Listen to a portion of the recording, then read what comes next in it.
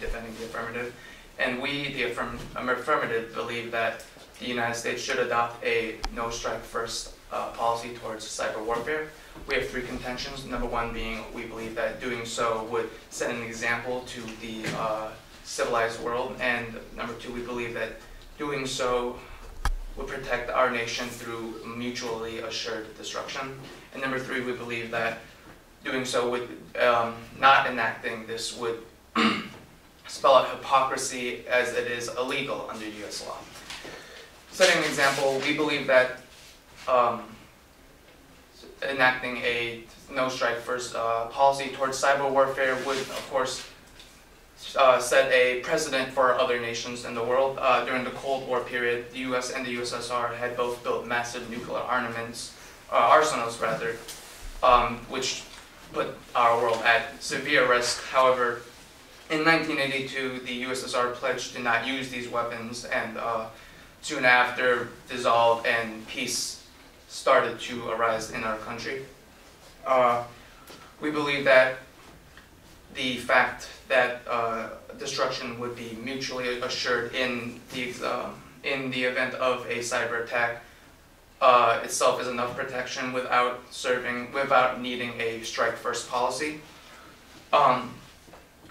In the Bush administration, it was released that the United States and Israel took part of the Olympic Games operation, which is a cyber attack on the nation of Iran to an attempt to slow down their advances in nuclear technology.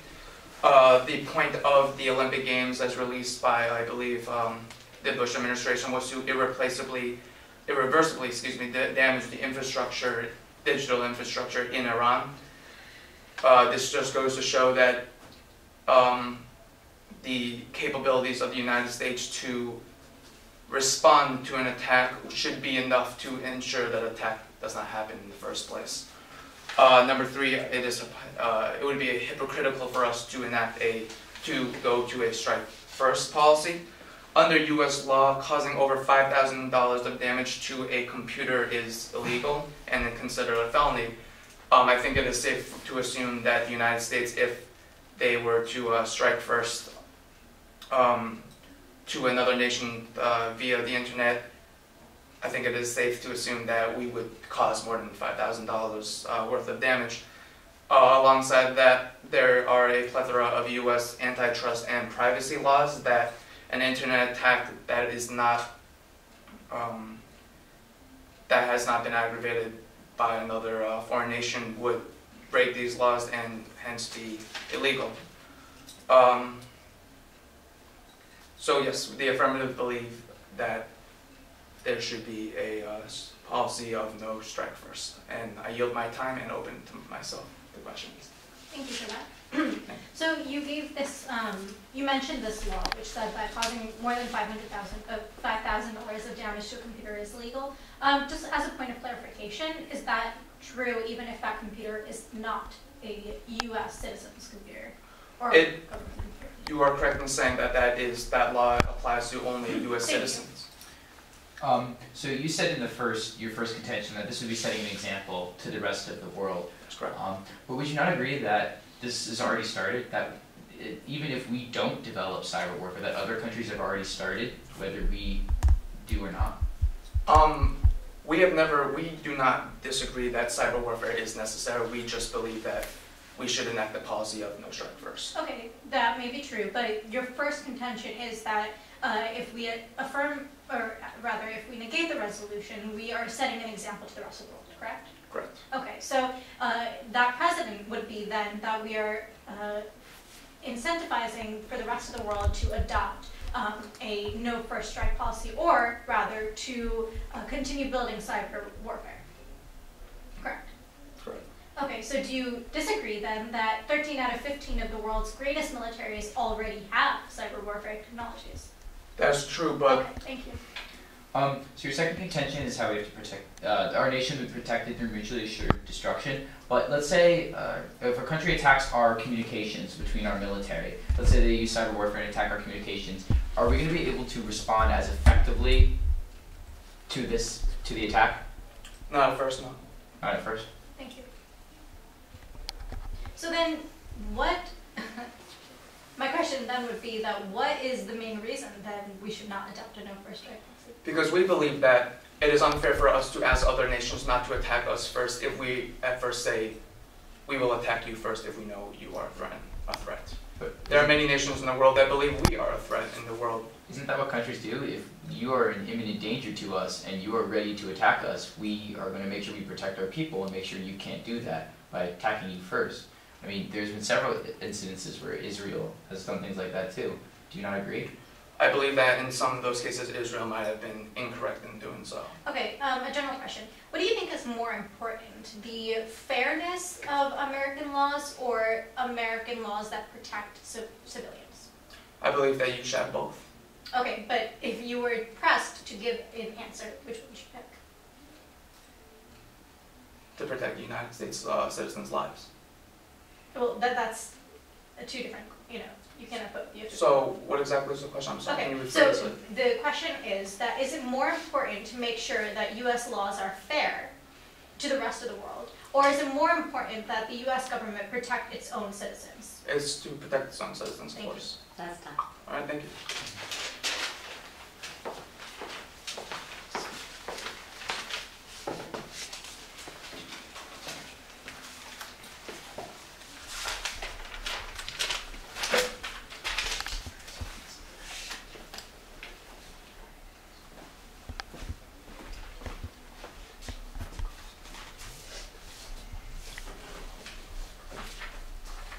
Can you ready?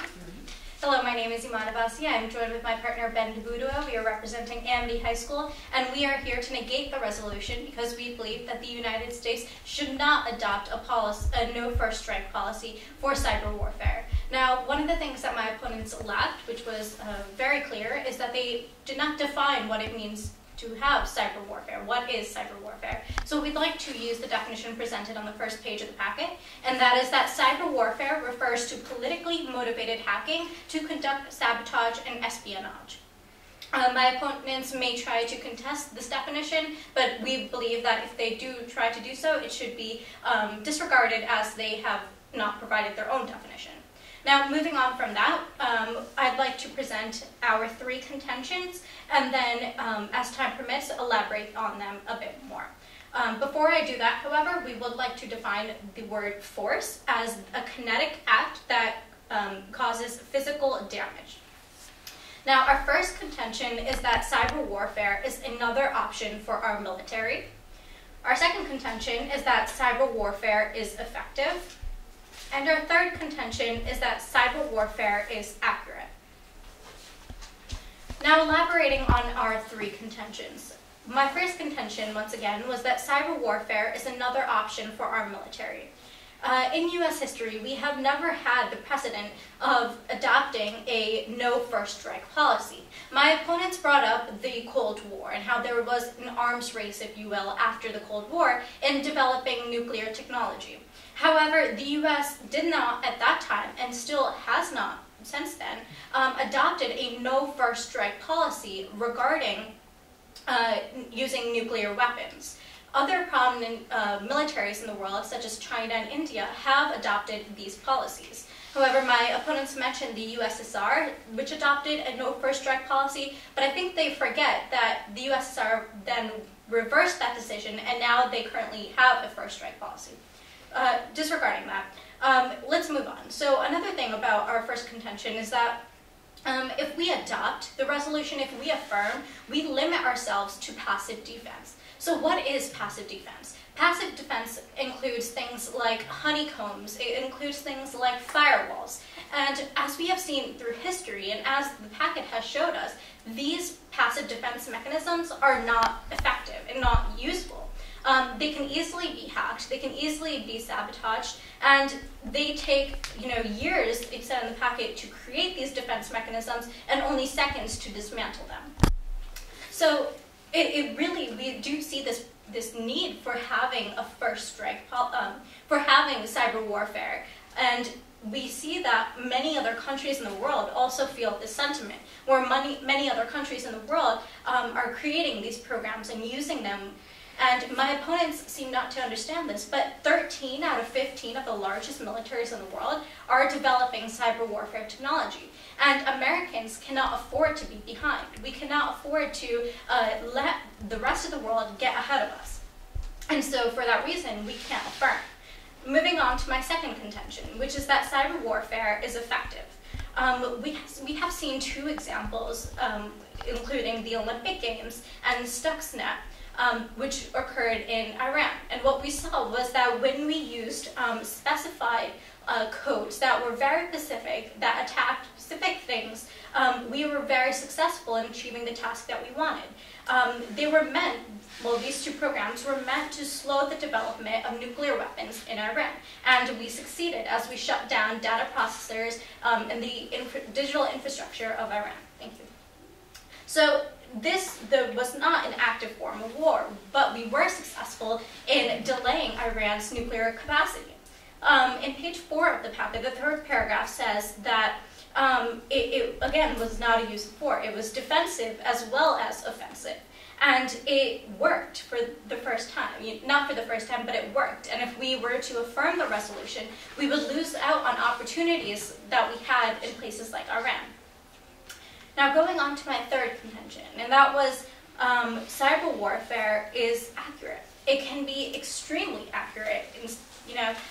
We would like to give this idea or this analogy of this passive defense or these other technological mechanisms we've used in the past as a bomb. However, cyber warfare is like a sniper rifle. It's very precise, it's very accurate, and it serves the purpose that it has very, very well. And as we've developed it better, there's been less civilian damage. And so if we continue developing this technology and if we continue negating the resolution, we can see very specified damage and serving, to prove exactly what our goal is. So it also goes on to support Barack Obama's policy of less civilian casualties.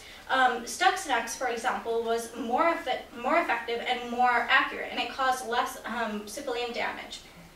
This is a new type of warfare, and it's evolving faster than we've ever seen before. The United States can't afford to fall behind, and for that reason, I'd urge you to negate the resolution, as the United States should not adopt a no-first-strike policy for cyber warfare. With that, I'd like to open myself up to cross-examination. You mentioned that the USSR had instituted a no-strike first policy in 1982, and that you also went on to mention that they have negated that policy. Do you acknowledge that the USSR no longer exists? I do realize that it no longer exists and it's now Russia, yes. I would just like to make that, point that out. In addition, you failed to ignore in one of your contentions how we did not defy cyber warfare. Do you acknowledge that cyber warfare also includes, in a later definition in the articles that were handed to us, that also includes a definition of causing death? Causing death, but the definition that you guys failed to provide didn't include that, and the definition that I did provide didn't include that. So the definition that I provide for cyber warfare should be the one used in this debate. In addition, you talked about how the U.S. Does not have a no-strike first policy, and I would like to ask you something. If this is so, why hasn't the U.S. Bombed the Iranian nuclear facilities yet? If we do have a no-strike first policy, if we know that our military capabilities can do it and are ready and there, why haven't we done that yet? So okay. Isn't it evident that this policy in fact does exist today? Okay, so as regards to, I'm going to answer this question in two parts. The United States does not have a no first strike policy for nuclear weapons. Okay, that being said, the United States would not use nuclear weapons unless there was an imminent danger to the United States of Iran attacking us with nuclear weapons. The United States realizes that the damages that will come as of our attacking Iran with nuclear technology could be more severe than we anticipate. And so for that reason, we are not bombing Iran. Yes, so isn't that just more onto my point where we are not going after them because we have this no strike first policy. We understand that we do not want to be struck back. Is that not a no strike first policy. My question was. Yeah, sure. That's for nuclear weapons. It's separate when it's for cyber warfare. We have seen Oh, okay. So I'll clarify that for you. Nuclear weapons and cyber warfare are two completely different things. But with the precedent that's been provided to us in the packet, a lot of times we will be using nuclear warfare or nuclear technology as a means to explain cyber warfare. Absolutely. But they're two different things. We don't have any more questions. Okay. Thank you. Can we have 1 minute, please? Thank you.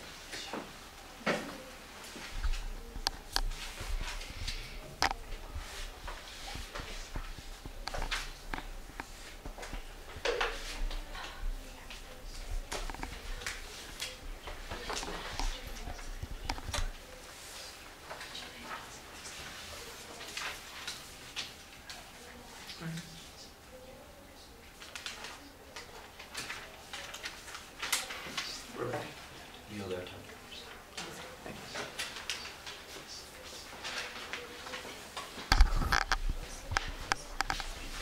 Hi, my name is Jason Nagel. I'm representing Trumbull High School and the affirmative side. We, the affirmative, believe, first and foremost, that the negative side is missing the entire point of this debate. The negative side has used a few contentions to talk about the effectiveness of cyber warfare. We, the affirmative, believe that cyber warfare is in fact effective. The question, the resolution of this debate is, should the United States adopt a, a no-strike first policy? And that is what we are talking about here. We're not talking about the effectiveness of cyber warfare. We, the affirmative, as stated, do believe that cyber warfare is in fact effective.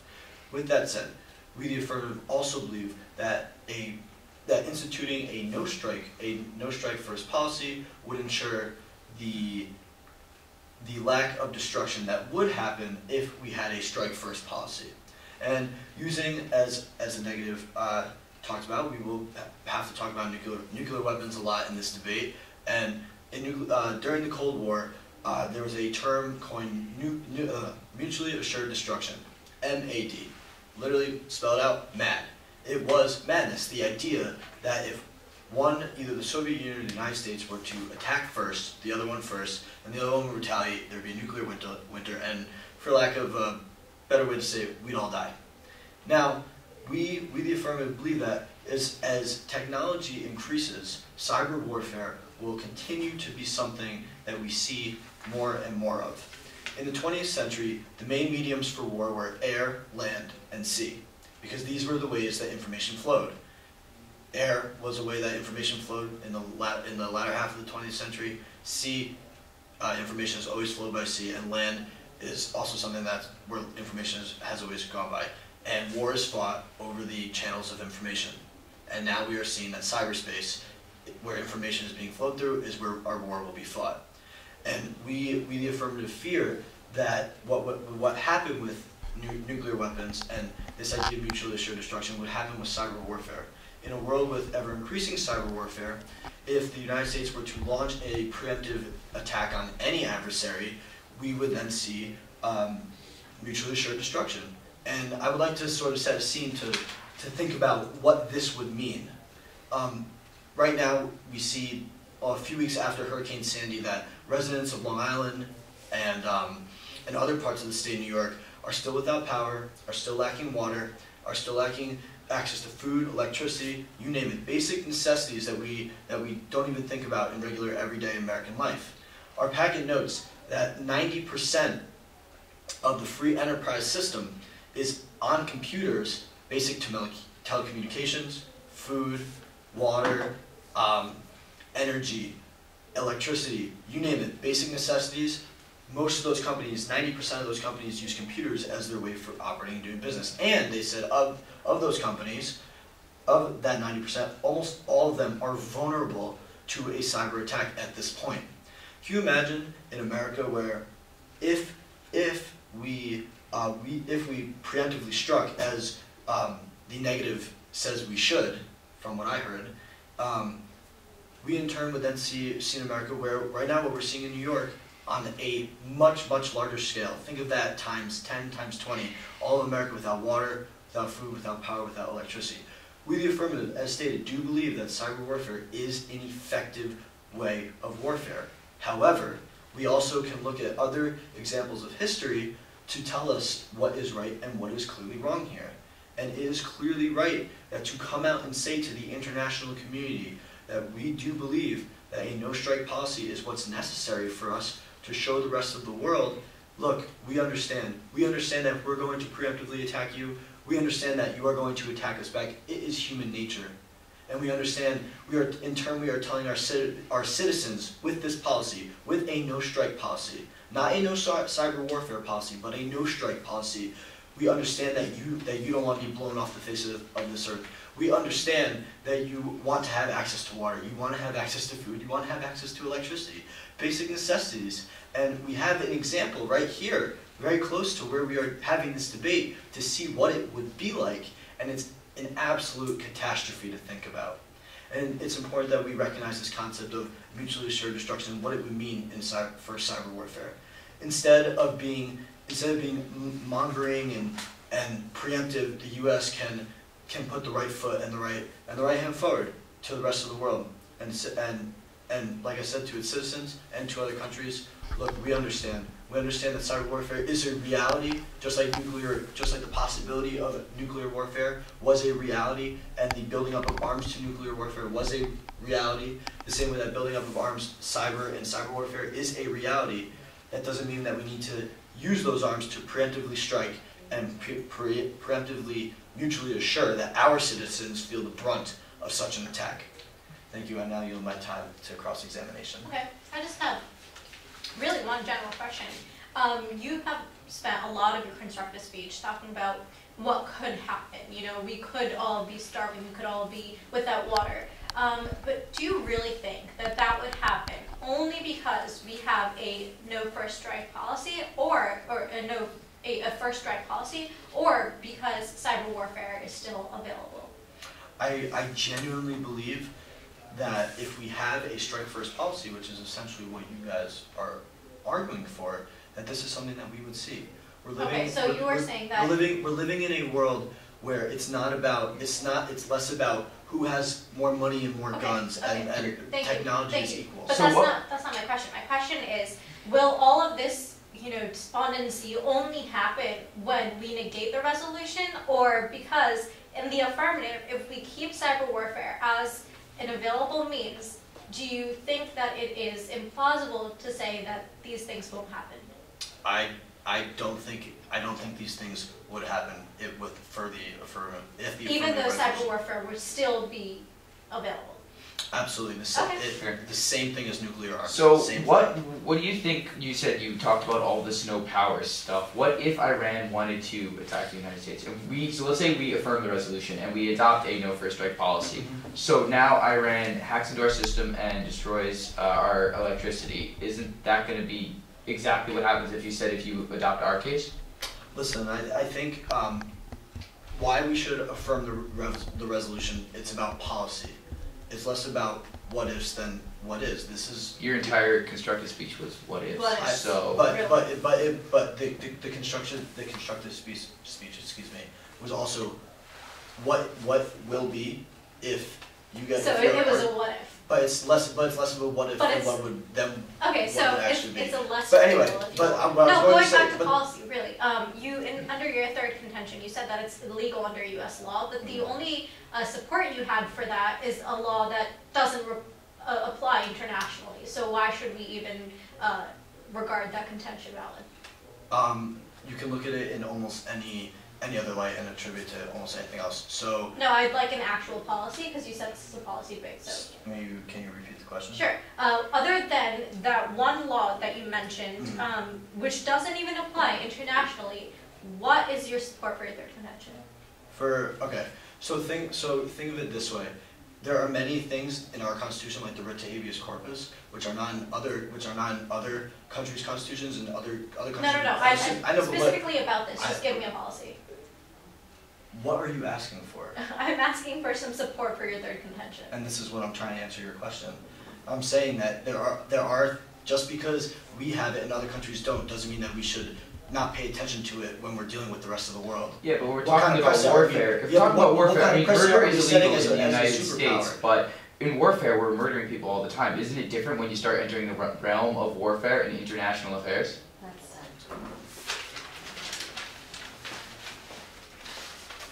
Can I please start with a minute of time, please?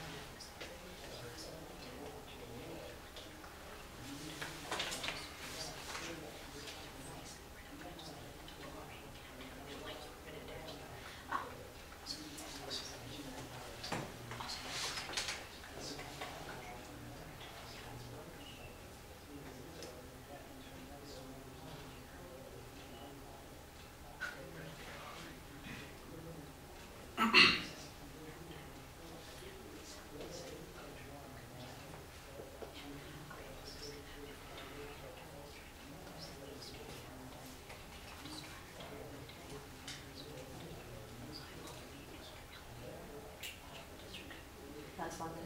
Thank you. Yeah, another minute, please.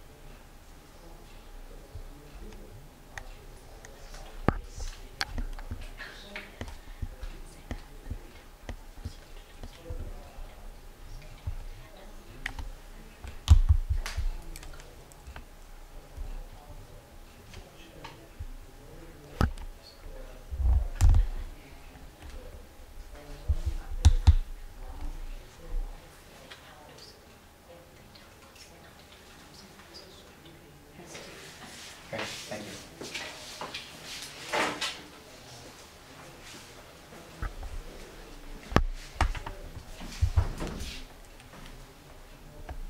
Hi, my name is Ben DeVuto. I'm here with my partner Iman Abbasi, and we are here to negate the resolution that the U.S. should adopt a no first strike policy for cyber warfare. So first, I'd just like to clarify a couple of things that have been talked about. Starting off with this idea that the United States is going to preemptively strike countries. So the United States doesn't just start wars with people. We're not going to attack a country without any reason to. We are intelligence, we have great intelligence, we think of things, we find a threat. If we have a threat to our country, then we look at ways to stop that threat from harming the United States. A great tool to stop a threat like that is cyber warfare. With a no first strike policy, we would not be able to use cyber warfare to stop threats like that. We would only have to wait until we have already been attacked to respond. But there's a fundamental problem with this. Cyber warfare isn't like a bomb where it just does damage and, as long as it doesn't hit a critical structure, that critical structure still works. If they get into our communication systems and we can't communicate with our military, then the military is not nearly going to be able to launch an effective strike back. So that's why a no first strike policy just does not make sense in a situation like this, especially with this type of warfare. My opponents have also made a slippery slope argument when they're talking about how all of the U.S. would experience Sandy hurricane-like conditions, where we'd all be without power and this if we were to adopt a first strike policy. But like we said, it's not like we're going to go attacking random countries and asking for them to attack back. We would find threats that are actually threats to the United States, and that's who would be attacked. For example, like Iran, when we slow down their nuclear warfare program, that's because that is a threat. Iran and the United States are not best friends, and we do not want them to be able to launch nuclear strikes against us, and that's why we initiated programs like Stuxnet and Olympic Games. We also do not know what other countries will do. They're saying they'll attack, our electricity. We actually don't know about that. But what we do know is that our United States government's policy is to minimize civilian casualties. And cyber warfare is a great way of doing that. We can effectively, just like in Stuxnet or Olympic Games, target their military organizations, affect their military, at the same time causing little collateral damage to the rest of the population. So I'd like to go back through my contentions and strengthen them where I can. So our first is that cyber warfare is another option for our military. It's another tool in the tool belt. There is no reason why we should not use this tool, not have this at the ready, just because it's a different type of warfare. If anything, this new type of warfare is important for us to be able to use at a given moment. For the reasons I just explained before, we can't allow a country to attack us first, because we may not be able to respond back due to the severity of cyber warfare. Many countries are starting a program. Our opponents are talking about, we shouldn't set a precedent, but it's already started. 12 or 13 out of the 15 largest militaries in the world are already building cyber warfare programs. Whether or not we adopt a no first strike policy, people are going to be creating cyber warfare programs, and they're going to be figuring out how to use it against other countries. So our opponent's first contention just does not make any sense in this context. Our second contention is that cyber warfare is effective. And I'm pretty sure our opponents agreed to this contention. We've pointed out how it was accurately able to disrupt Iran's nuclear facilities, which worked. And if you think about it, this was almost like a first strike. We used cyber warfare preemptively to stop Iran from developing nuclear weapons. And look, it worked. It worked really well, actually. It helped stop them, it helped slow them down, it helped protect our civilians, it helped protect our country. And our third contention is that cyber warfare is accurate. And our opponents, I believe, agreed with this too, that it's much like a sniper rifle. It does very little collateral damage, it pinpoints the target, and it helps protect the citizens of the United States. And really that's what the NEG would like to, the NEG case is all about. It's protecting the United States civilians. And the best way to do that is have this option on the table so that if other countries want to try to hurt us, we can stop them before it happens. With that, I open the rest of myself for cross-examination. Okay. Two things. You said the United States doesn't attack other countries preemptively. I never said we attack another preemptively. I said we don't go attacking random countries who would not pose a threat to us. Like, we're not going to go bomb Norway. So, let me ask you this question. What was the war in Iraq, and where were the weapons of mass destruction? We had intelligence. The intelligence was wrong, but in any kind of war, you're always going to have, it's not perfect. But that's part of the cyber intelligence, is we could have hacked their systems and found out whether or not they actually had weapons of mass destruction. And we could have prevented that if we had a preemptive first strike policy in cyber warfare. In addition, you keep mentioning how 13 out of the largest 15 militaries in the world have started already, so our first contention is no good because we couldn't set an example. Do you acknowledge the fact that the United States has the largest economy in the world, also has the largest military in the world, larger than the next 27 combined? Do you acknowledge these facts? Yes, they're absolutely true, but I don't see how that supports your position. And also your second and third contention about how it's accurate and it's accurate and it's the right thing to do. So can you tell me, what does accuracy have anything to do with why there shouldn't be a no strike first policy? It's a tool that minimizes civilian casualties, as opposed to using things, more physical forms of warfare, such as land or sea or things like that, like bombs. It minimizes civilian casualties, which is the focus of the United States government. We don't want to hurt any civilians of our country or any other country. And cyber warfare is a great way where we're able to slow down our enemies, stop our enemies from hurting us, but minimize civilian casualties. So now let me tell you, so basically what you're saying is we should have a preemptive strike policy to save lives. Yes? That's what I'm hearing, as opposed to saying we won't strike. You're telling me that your policy will in turn save more lives than our policy? Is that absolutely, because if we accept your policy, we are letting the doors open to other countries attacking us. We pointed out in our contentions that the passive forms of defense are not effective. Firewalls, honeypots, there's evidence in the packet that says that years and years of programming destroyed in seconds. And so with a preemptive program, if we say, well, we're not going to attack you preemptively, then people are like, oh, well, then we'll just attack them. They're not going to attack us first. So why wouldn't we attack them? Just cripple their systems before they can even respond, and then when they respond, it's not nearly as powerful as it possibly So you're could be. suggesting that the United States alienate itself from the rest of the world and the rest of the international community? Yes. The United States has different policies than tons of countries. It's the United States protecting itself. We don't have a no first strike policy for nuclear weapons, but other countries do. It's up to the United States. I don't understand how this would alienate us from the rest of the world. Alright,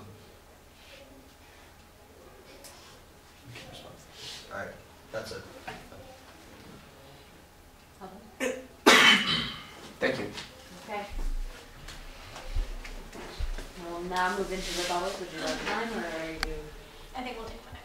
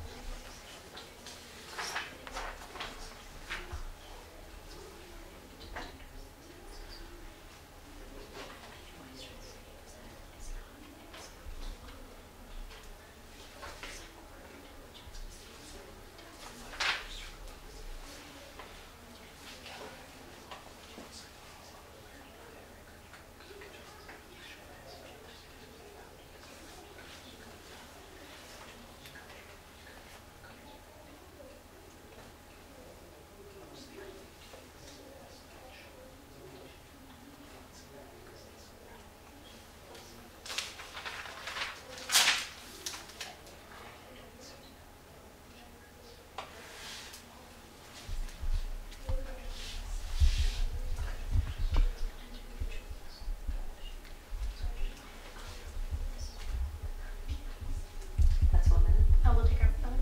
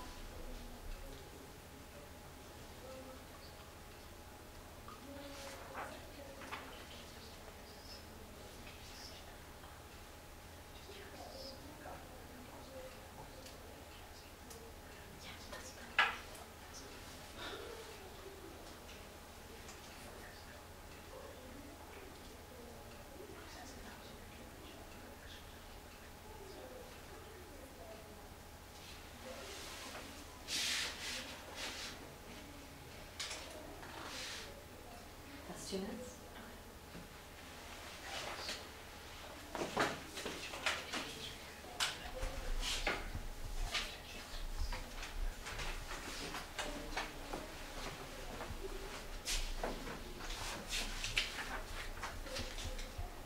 Hello, once again, my name is Imana Basi. I'm joined with my partner Ben DeBuduo, and I will be doing the first negative rebuttal because we still believe that the United States should not adopt a no first strike policy for cyber warfare. Now, in this speech, what I'd like to go over is some of the things that my opponents have brought up and show the clash between our contentions and their contentions and show why our contentions are in fact superior. So just going through their contentions. Their first contention is that if the United States were to adopt or were not to adopt a no first strike policy, they would set an example to the rest of the world. Now, I think we've mentioned this many times that 13 out of 15 of the world's greatest militaries do have this, or already have cyber warfare technology.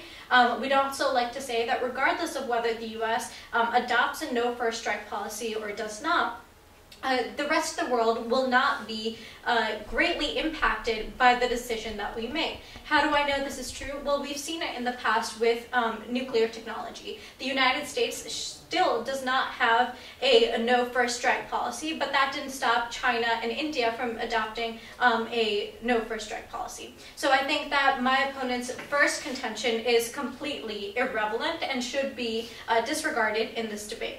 Another thing that my opponents mentioned in their first contention is that, well, actually, a point that they mentioned in their first contention, which was contested in cross-examination, is that what's more important? Is it more important to have a good reputation in the rest of the world, to set a good example, or to protect the citizens of your own country? And when I asked my opponent that, he actually responded that it's more important for the U.S. government to protect its own citizens.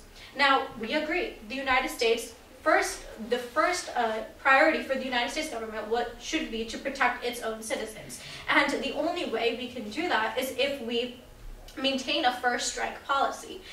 Just because we adopt and if we were to adopt a no first strike policy, it wouldn't impact the rest of the world, and it wouldn't protect our citizens anymore. The rest of the world could still hack into our military's databases, shut down military communication, and potentially put our citizens at risk. Now, my opponents claim that we would also set up a precedent for the rest of the world to hurt us, and that we would see Sandy-like effects. My partner clearly mentioned that this is a slippery slope argument, and for that reason, their second contention of mutually assured destruction should be disregarded.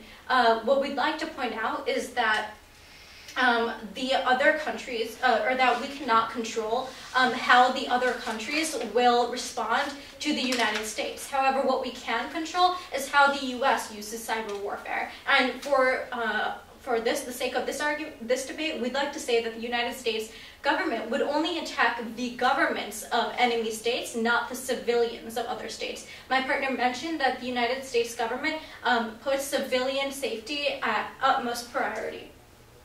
And so my opponents said that the other countries wouldn't use cyber warfare against us if we do, in fact, affirm the resolution. This is completely unsubstantiated, and I don't know how my opponents could make this claim. Another thing is that under their third contention, they never mentioned any other policies other than that if you cause more than $5,000 damage to a computer, it's illegal. However, this law does not apply to non-U.S. citizens, and like we've seen with things like murder, which is illegal in the U.S., it is legal during war. So we have different war rules, and we can't use cyber warfare as something that is illegal. So we won't be killing people, and warfare has different laws. So with that, I'd like to urge you to negate the resolution. Thank you very much. Take a minute. 1 minute.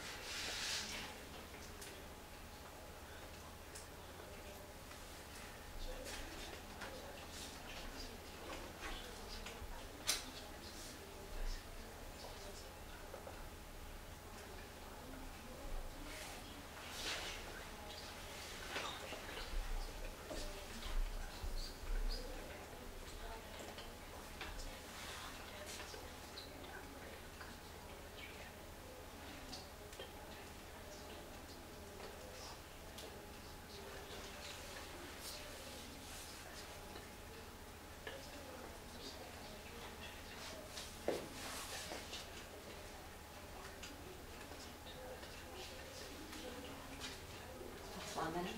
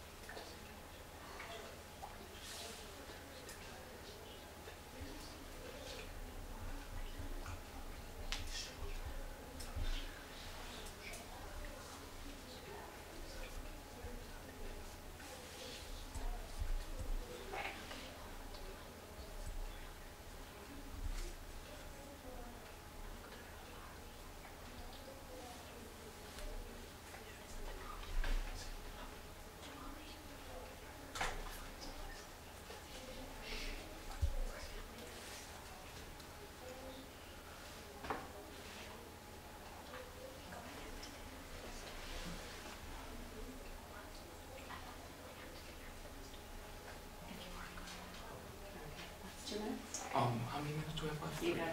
We have one, please.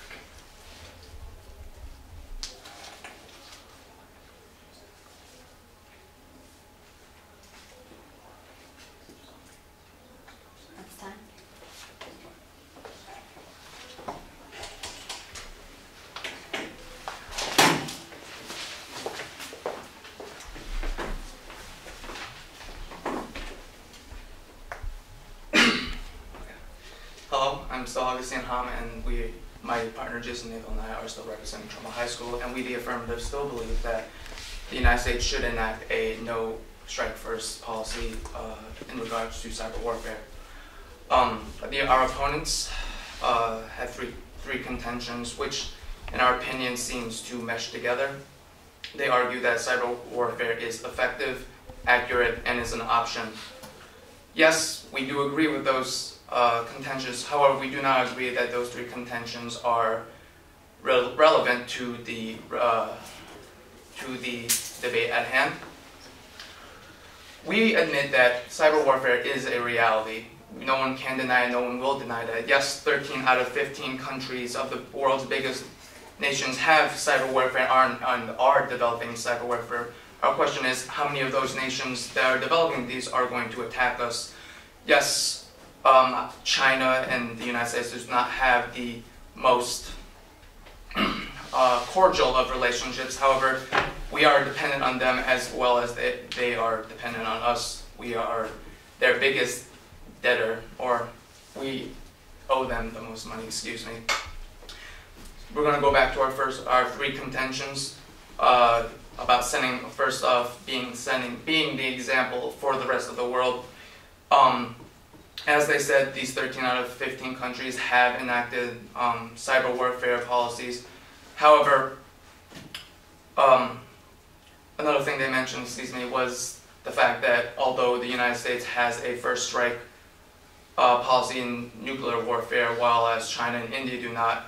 China and India are only two nations out of, as you say, the 15 biggest nations in the world. Although they are not following our example, it can be argued that they are just outliers and that we cannot control everything. Going to mutually assured destruction, we still believe that this is just a moot point that, not a moot point, but a point that cannot be argued.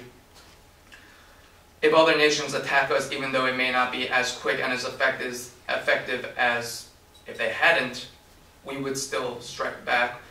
The United States has, as we mentioned, the largest military in the world. They will think twice before attacking us, as we mentioned. And our third contention about the hypocrisy of us breaking our own laws. Yes, our laws are only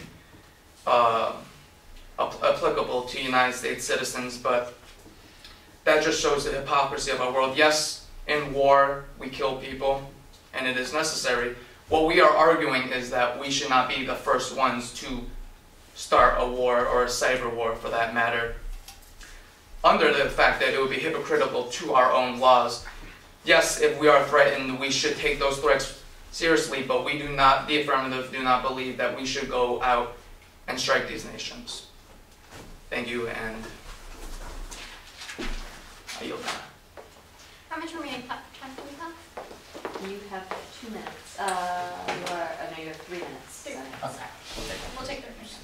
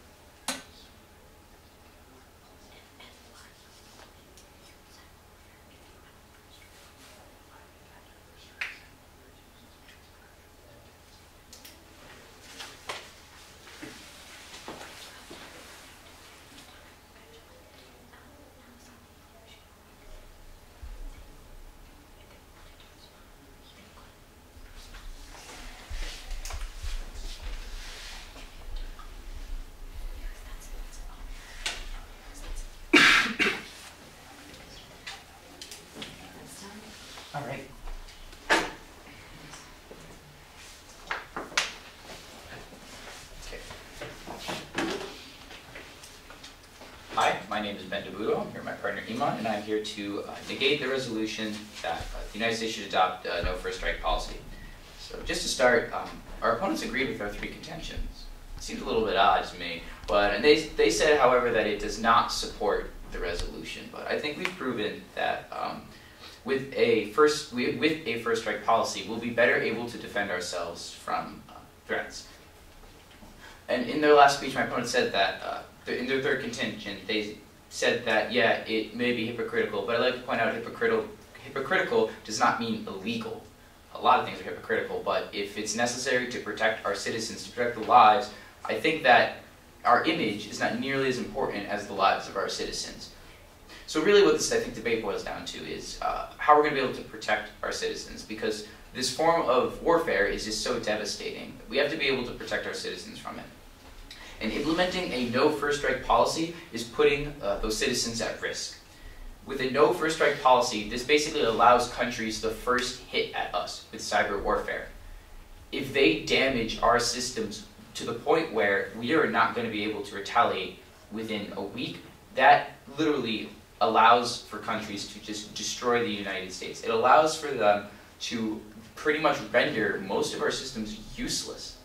And that's why if we adopt this policy, we're just opening the doors for a hostile country to attack us. Now, we're not saying that now we're just going to go out once we have cyber, by enacting this policy, we're going to go out and just attack countries. I mean, we have no quarrel with Norway. We're not going to go ahead and invade their systems. We're going to find threats, things like, for example, Iran's nuclear program, who may harm United States civilians. We look at those threats, the real threats, the ones that we've gathered intelligence on, and we help stop those. Or we use cyber warfare to gain more intelligence on those threats so that we can figure out how to stop them. And I'd like to point out that we've also said several times in our speech is that the target, the United States, is always going to be for their military. Barack Obama has said in his policies he wants to minimize civilian casualties as much as possible, and this is a great way for us to stop their military and minimize civilian casualties, as I pointed out in our second and third contentions. Cyber warfare is evolving every day too. It's getting better, more accurate, more effective.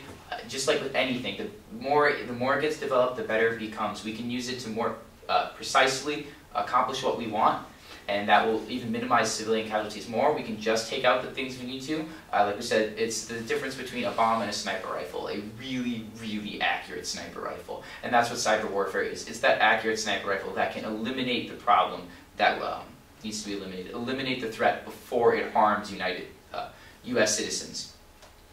And our opponents brought up that, you know, war, if a war is imminent, we have to protect ourselves.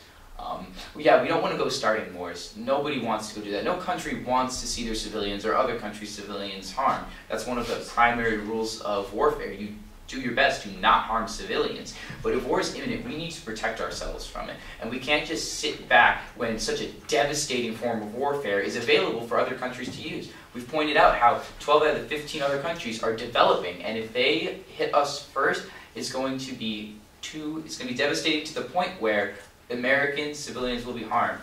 But with a first strike policy, countries, once we see the threat, once we know it's coming, we'll be able to stop it before it happens, save American lives. I think really that's what's important here, is that we're saving American lives. That's what's important. And I urge you to negate the resolution. Thank you for your time.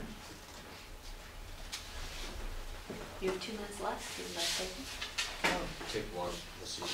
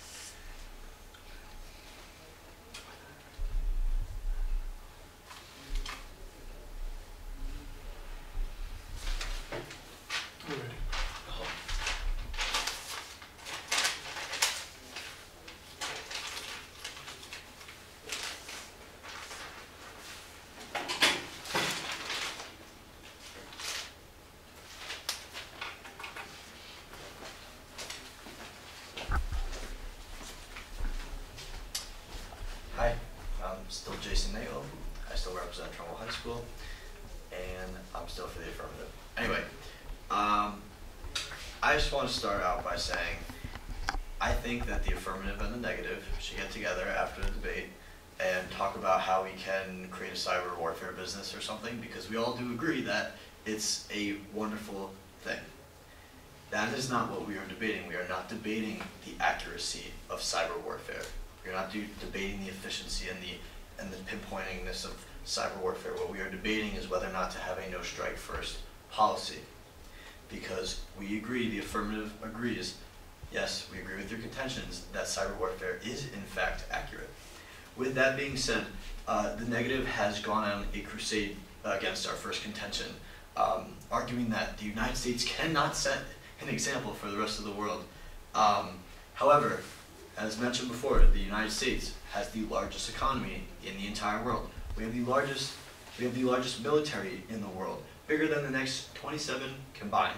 So I keep hearing a statistic about how 13 of the largest 15 militaries in the world have developed cyber warfare technology, and my response to that is, okay, the U.S. military with its $787 billion budget still dwarfs all of those other nations. I think we've gotten a little. I think the negative side has looked through this issue as if it's looking through a sniper rifle a little bit. They are tunneling their vision. And what I mean by that is they are talking in terms as if cyber warfare is something that is our only means of warfare. What gets lost throughout this debate is that most of our military budget, which as I just stated is absolutely enormous, goes to infantry and the other technologies which we've been using since the inception of our nation. With that said, any attack on the United States would simply be done with a swift response by the U.S. military, as we've seen after 9/11 with Afghanistan, after Pearl Harbor in World War II, both conflicts in which the United States came out victorious after being attacked. With having a no-strike first policy and coming out with that policy and changing our policy from what it's been over the last 100 years in which we have seen attacks, regardless of our policy, this would actually set an example to the rest of the world.